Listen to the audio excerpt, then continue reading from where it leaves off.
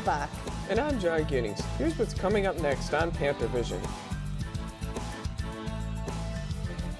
A rise in armed robberies on campus. I noticed a guy kind of following me. What police say you can do to avoid becoming a victim. Plus, a heartbreaking loss for the women's soccer team. We've got highlights from the game. Also, everything we see here dates back to 1963. we'll take you inside the aging student union and tell you about the plans to build a new one. All that and lots more on this week's edition of Panthervision.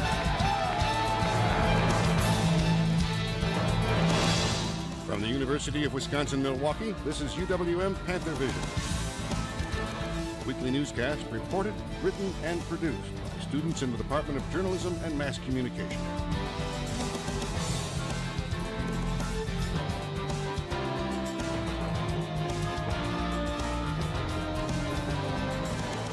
And now, the news.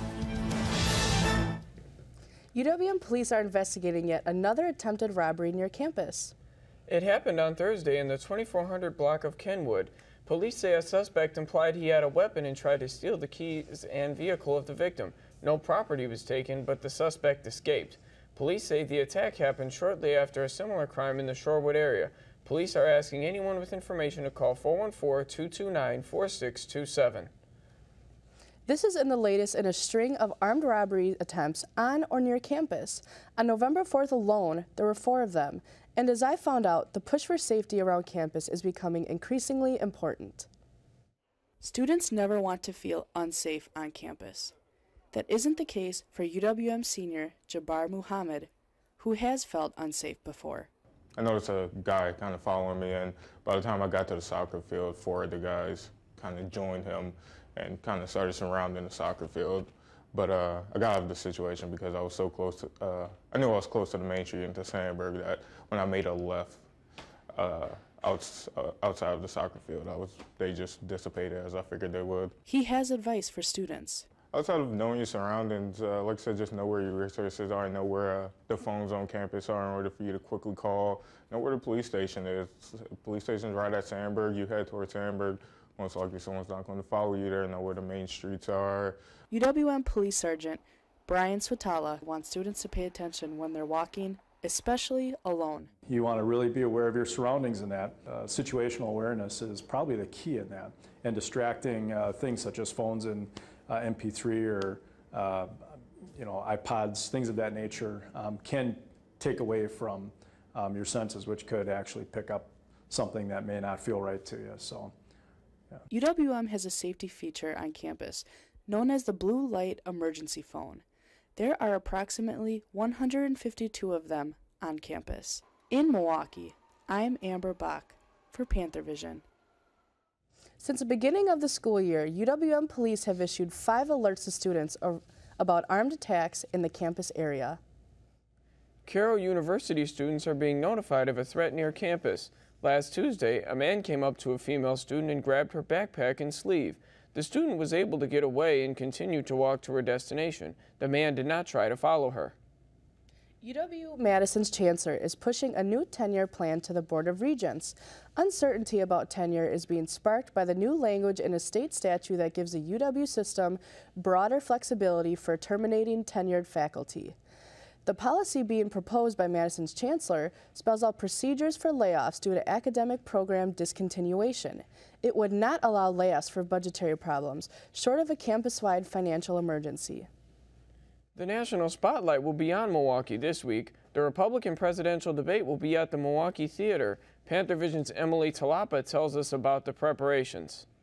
Security is tight in downtown Milwaukee on the corner of Kilbourne Avenue and 6th Street. So tight, we weren't even allowed inside to film, according to Trace Goodrow, Director of Sales and Marketing at the Milwaukee Theater.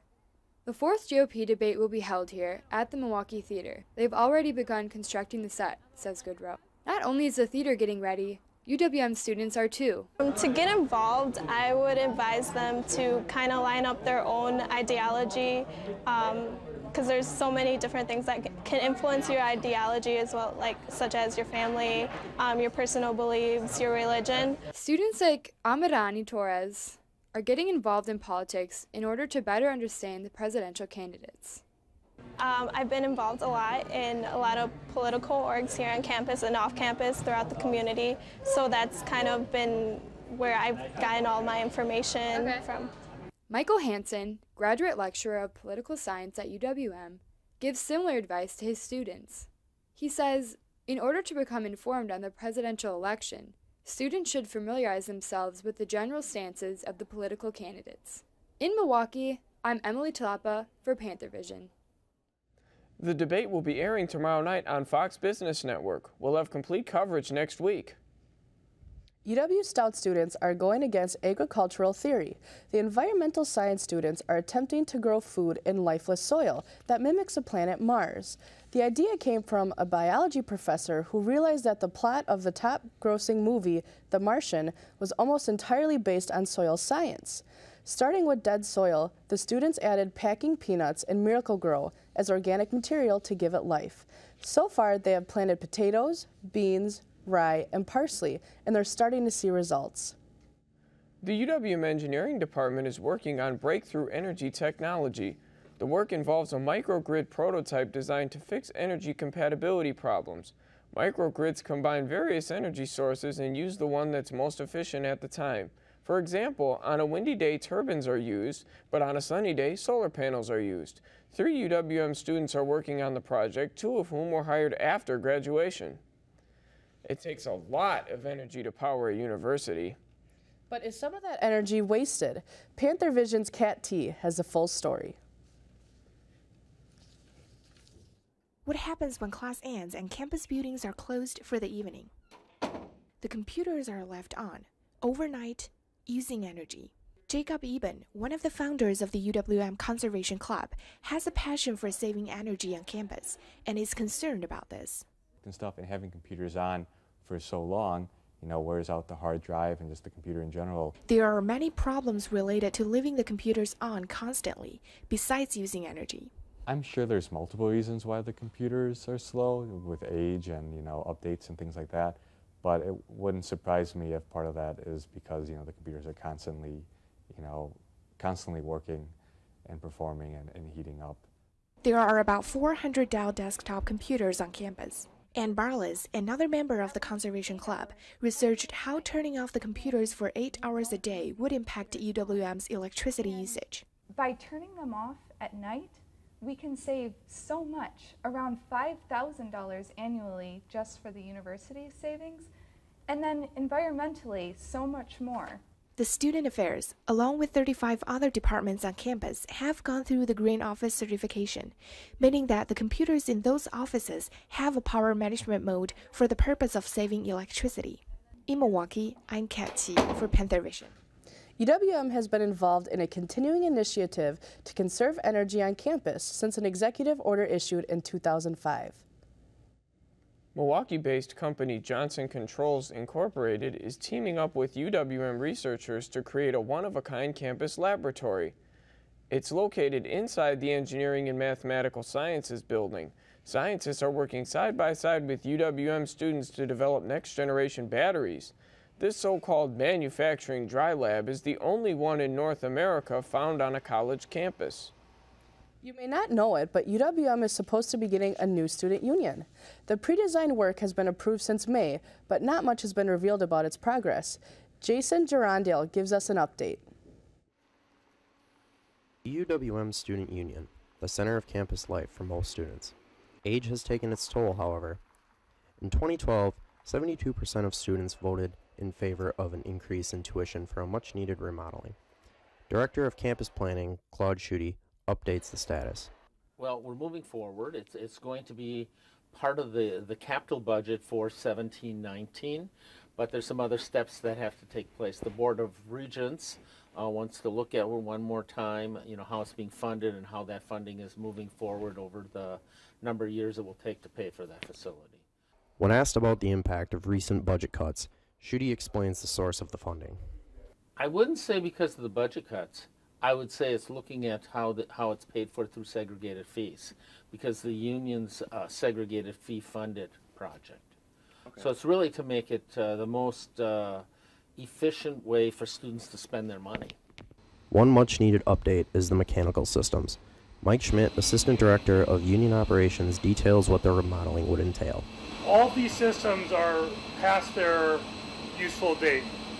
Everything we see here dates back to 1963. Any large-scale union renovation, no matter if it's tearing down this section of the building or just doing a large-scale renovation of this area of the building, will require all of this equipment to be replaced. If approved, construction will begin in 2020, ending in 2024. In Milwaukee, I'm Jason Drondale for Panthervision. The new union will cost an estimated $143 million. Coming on next, Panthervision. Fish are disappearing from Green Bay, and UWM researchers are figuring out why. And later, where you can find free lunch and friendships on campus. All that and more when Panthervision returns.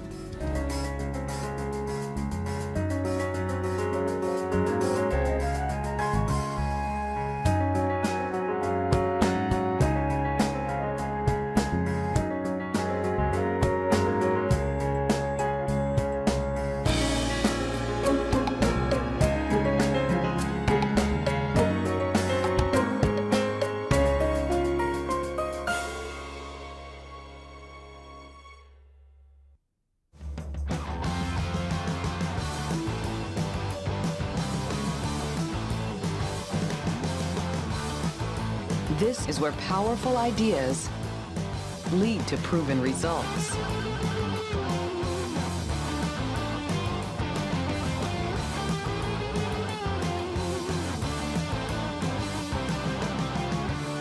This is where you belong.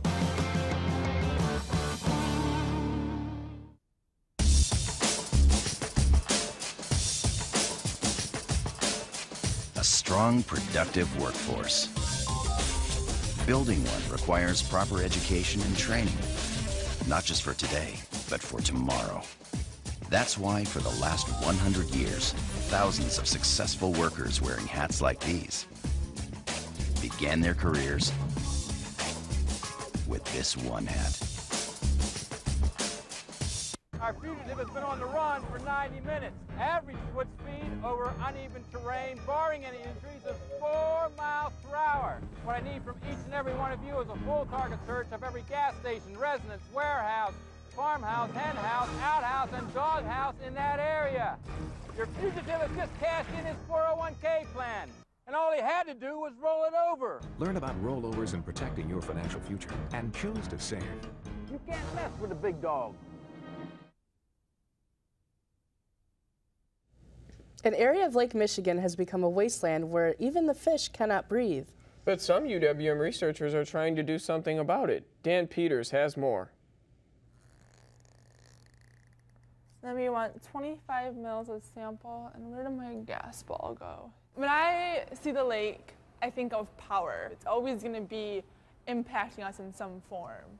Shelby Laboon was born and raised on Lake Huron, went to college on Lake Superior, and is earning her PhD on Lake Michigan with her study of hypoxia, commonly known as dead zones. So dead zones are notorious because they have little to no oxygen in the bottom water. To the lab. Laboon's research is focusing on Green Bay's massive dead zone, which is the result of large amounts of polluting fertilizers, which create supercharged algae blooms. And then it's when those algae die and then sink to the bottom water, causes consumption of oxygen. At UW-Milwaukee's School of Freshwater Science, Laboon is researching what drives dead zones and is part of a team developing best practices for farmers. Everyone loves food and we need the farmers, but it's just a matter of managing their nutrients better as well as managing the runoff better. Homeowners can protect the lake by applying lawn fertilizers conservatively and never before a rainstorm. Excellent. Overall, Laboon wants us to realize our impact. You can live 50 miles inland and see the lake twice a year, but what you do on your lawn or in your field impacts the water quality in Lake Michigan and in the Great Lakes as a whole. In Milwaukee, I'm Dan Peters for Panthervision. Research from the School of Freshwater Science shows that a 50% reduction in fertilizer runoff may be enough to begin healing Green Bay's dead zone.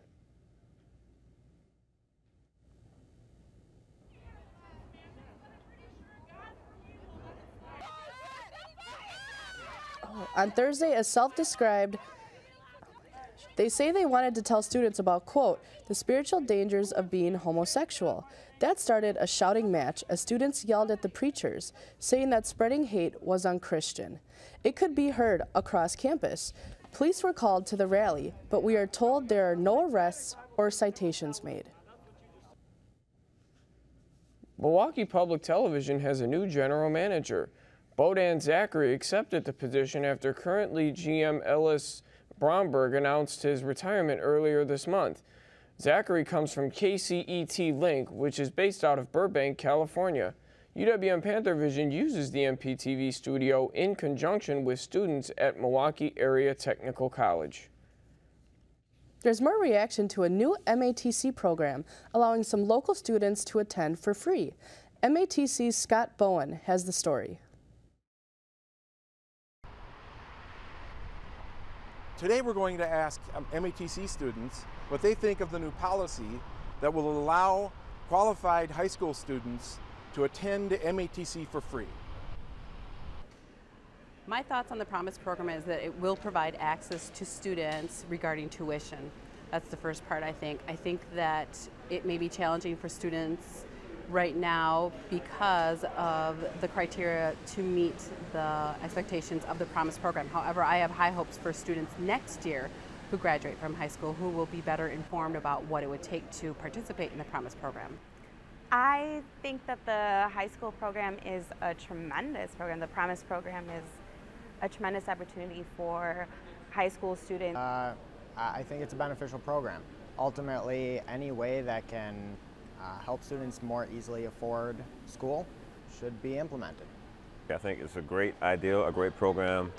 I think it's overdue. We should have been doing it decades ago. It allow a lot of young people that are still looking for focus, the resources to do something where they can actually focus their energies.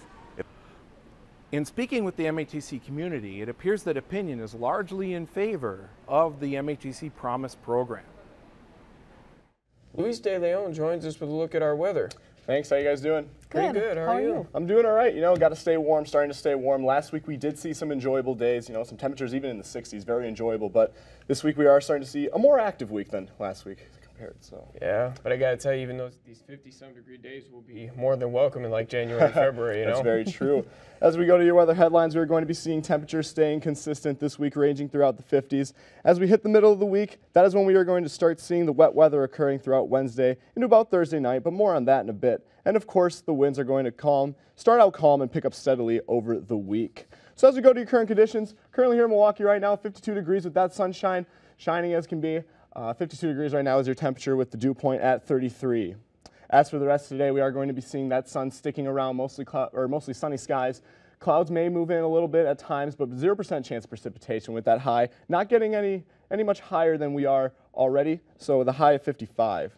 As for your lows across the state, we are seeing temperatures ranging throughout the 30s, starting up north in Rhinelander with a low of 31, out west in Eau Claire 34, Green Bay 31, out west in La Crosse 37, Oshkosh 37, Madison area 32, and here in Milwaukee, as I said before, a low of 39. So for tonight, a quiet night, clear skies, low of 39. Winds coming out of the north at 5 to 10 miles per hour. As for tomorrow, mostly sunny skies with the temperature at 56 degrees. So a very similar day compared to today with a high of 56 and winds coming out of the south-southwest at 10 to 15 miles per hour. As for Wednesday, though, that's when we are going to start seeing that rain occurring, all that precipitation. Temperatures picking up just a little bit because of that rain, because of that front. High of 59 degrees with a low of 45. Winds coming out of the south at 10 to 20 miles per hour. For your extended forecast, as I said before, we are going to see that rain continuing really into Thursday night, but because of that warm air has moved out, it is going to bring in cooler temperatures for the rest of the week. Friday, mostly cloudy with a high of 45. Moving into your weekend, Saturday, mostly sunny with a high of 50, and Sunday with some cloud cover moving in, so mostly cloudy skies with a high of 48. So a little more active week, as I said before. So. Will we need a raincoat at all, maybe? Oh, you gotta always be prepared. So yeah, about Wednesday and Thursday, you're gonna need that lighter coat. So. Definitely. Thanks a lot, Luis. Yep. Thanks. If you have ever been interested in the production of video games or animated movies, MATC just might have the major for you. Christian Kelly reports. Okay, so John, being the 2D animation instructor here, what happens before animation takes place? Generally what happens is an idea happens first, and that could be for animation and television, it could be for games, it could be advertising, and a script is written up. Generally a treatment is written first, which is the story or the concept in prose form, and then a script is generated. A lot of times at the same point that a script is being generated, they'll work on designs, so character designs, background designs, and so those two things are working in tandem, and then they go into production from there. What are the initial steps that you go through? Initial animation, once you've got your concept, once you've got your script and your designs, you go into the storyboard phase. So generally speaking, the storyboard precedes any animation taking place. The storyboard determines exactly what the shots are going to be, what the action is going to be, what the settings are going to be. It's mostly digital here at MATC. We're working on Cintiqs. So once you get into the production phase where you're actually doing the animation, the first thing you do is the keyframing, which is the major motions of any given animation. So the keyframe gets done first, and it's usually done in a rough form. The keyframing gets done rough. And then you clean up your keyframes and do in-betweens. So the keyframes are the major motions. The in-betweens then carry you from one to the next, and then post-production after that. Coming up, heartbreak at Engelman. And there's no need to skip lunch to save a few bucks. All that and more coming up next on Panthervision. Minds can achieve anything. We make sure they get to college. Federal student aid provides more than $150 billion in grants, loans, and work-study funds to make college possible for anyone with the mind to get there. Because if given the chance, minds will do great things. Federal Student Aid, proud sponsor of the American Mind. Learn more about money for college at studentaid.gov. The Surgeon General issued this warning because smoking causes lung cancer. The Surgeon General issued this warning because radon can cause lung cancer. Radon is an invisible radioactive gas that seeps inside your home from underground. Protect your family. Have your home tested. Call 1-800-SOS-RADON. Radon problems can be fixed.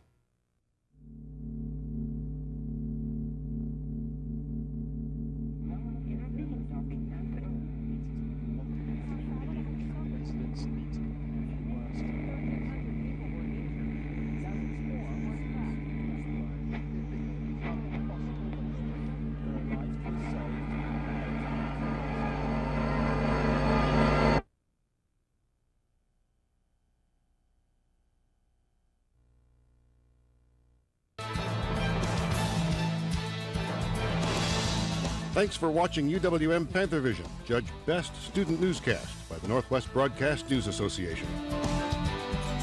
Panthervision is produced by students in the Department of Journalism and Mass Communication in association with Milwaukee Area Technical College.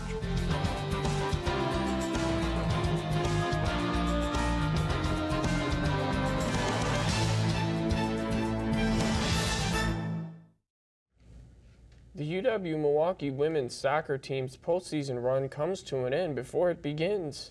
And the men's basketball team shows promise in its first game. Emily Talapa has more in sports. Emily? Thanks, guys. The Panthers end their season 11-3-4 after a shootout loss to Wright State. The loss puts an end to the Panthers' bid into the Horizon League tournament hosted here at UWM. Brett Wipazinski reports. UWM women's soccer team is the first seed in this year's Horizon Soccer Championship. And as Olivia Wright says, they are happy and hopeful. I think it's pretty cool. Last year we didn't even make it to the tournament, so it's big to have my first experience be at home and everything, so it's pretty cool. Yeah, it's awesome. After a quick warm-up, rain signaled the beginning of Milwaukee's playoff run. With the fans' excitement, the game started on an even playing field until the 26th minute, with a goal from junior midfielder Mariah Stevens.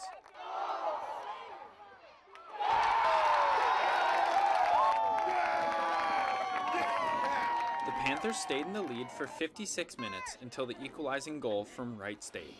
The Panthers then struggled through double overtime where they lost in a final PK shootout.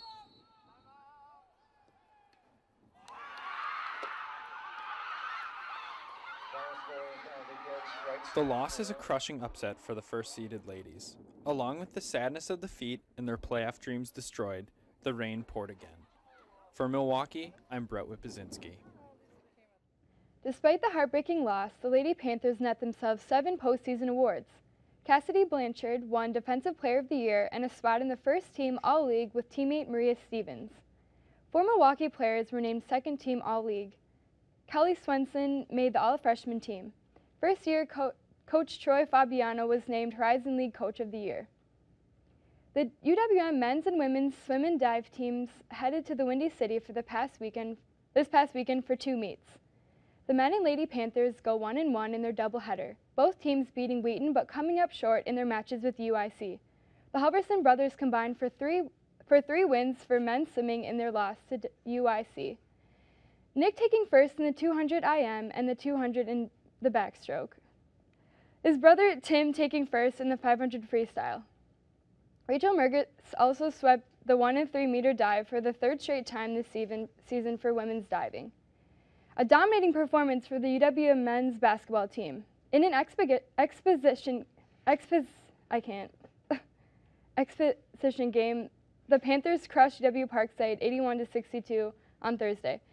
The Panthers took the lead early after shooting 10 of the team's 13 three-pointers in the first half alone. Matt Tybee scored a team-high 21 points in the win. The Panthers opened the regular season November 13th in California when they faced Santa Clara. That's it for sports. Back to you. Since 1978, tuition has risen 1,120%.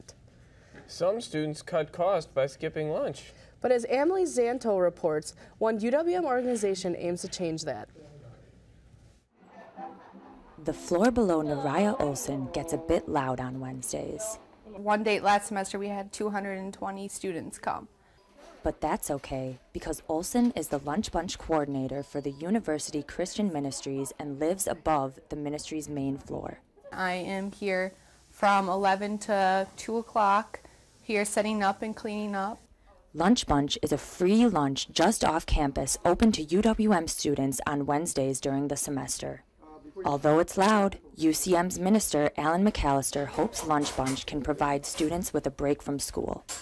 For a time of just relaxation and to enjoy meeting other people.